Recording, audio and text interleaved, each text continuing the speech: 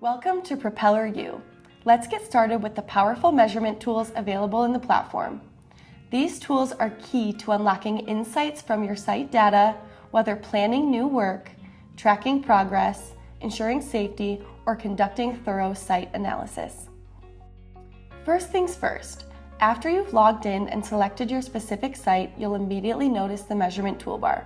It's conveniently located at the top of your map view.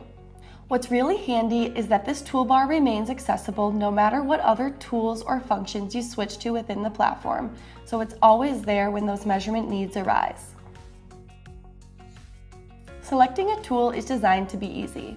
You'll see various drop-down menus in the toolbar, typically grouping tools into broad categories, like points for specific locations, lines for distances, alignments, or cross-sections, and polygons for areas and volumes. Whether you need to check a distance for a proposed haul road quickly, mark a potential hazard,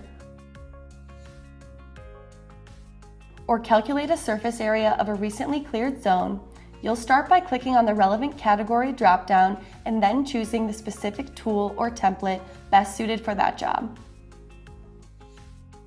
For instance, if you're regularly tracking material volumes, the Stockpile template, which we'll cover in detail in the Polygon chapter, is designed to help you quickly generate customized stockpile inventory reports.